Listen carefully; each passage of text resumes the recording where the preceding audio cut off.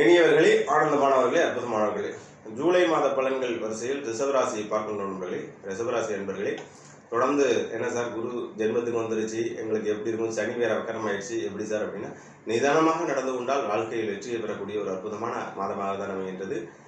13ஆம் தேதிக்கு அப்புறம் வந்து பார்த்தீங்கன்னா ஜென்மத்தில் குருவோட வந்து செவ்வாய் சேருகின்றார். உருமங்கல யோகம் அப்படிங்கிற மாதிரி இருந்தாலும் இந்த ஜென்மத்தில் நடக்கின்றது. மற்றபடி 3-4 இடங்கள் 3ஆம் இடம் 2ஆம் இடம் அப்படிங்கிற மாதிரிலாம் பார்க்கும்போது வந்து பார்த்திங்கன்னா சுக்கிரன் சூரியன் பயிற்சிகள் அமைகின்றது நண்பர்களே. முக்கியமாக உங்களுக்கு லாபஸ்தானத்தில் ராகு இருக்கின்றது. ராகு வந்து எப்பொழுதுமே ஓரளவுக்கு ஒரு நல்லதை செய்யக்கூடிய சூழ்நிலைகள் இருந்தாலும் சனி வக்கரமாக இருக்கின்றது.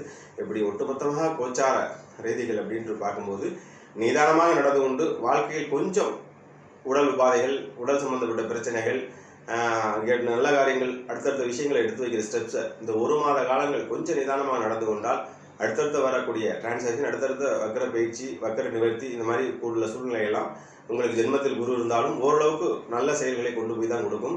மற்றபடி உங்களுக்கு ஜென்மத்தில் குரு இருக்குது, செவ்வாய் வந்து சேரக்கூடிய சூழ்நிலைகளில் ஜென்ம குருவோட பாதிப்புகளை கொஞ்சம் குறையும் அப்படிங்கிற மாதிரி சூழ்நிலைகள் எடுத்துக்கொண்டாலும் எந்த ஒரு விஷயத்தில் அவசரப்பட்டதை கையெழுத்து போகிறது, அவசரப்பட்டு எமோஷனல் முடிவு எடுக்கின்றது, பழைய பிரச்சனைகள், கடன் பிரச்சனைகள், போன ஆண்டுகளில் இருக்கக்கூடிய சில சூழ்நிலைகளில் பழைய கொடுக்கல் வாங்கல், இந்த மாதிரி விஷயங்கள்லாம் உங்களுக்கு எமோஷன் சொல்லி கொஞ்சம் டென்ஷனை ஏற்படுத்தக்கூடிய சூழ்நிலைகள் இருந்தாலும் நிதானமாக வண்டியை ஓட்டி கரை சேருவது என்பது ரிஷபராசி நண்பர்களுக்கு கொடுக்கக்கூடிய அட்வைஸ் நண்பர்களே.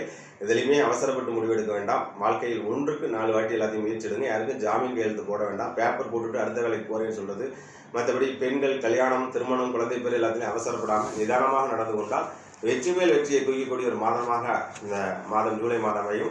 ரிஷபராசி நண்பர்களுக்கு கோச்சார ரீதியில் ஜூலை மாத பலன்களாக நான் சொல்லக்கூடியது நிதானமாக நடந்து கொண்டால் கண்டிப்பாக வெற்றியை குவிக்கலாம் என்பதே. நிதானமாக ஒரு மாத காலங்கள் நடந்து கொள்ளுங்கள்.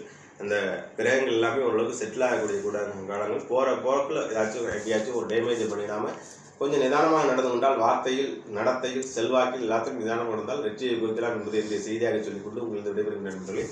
வாழ்த்துக்கள். வாழிய நலம், வாழிய பல்லாண்டு.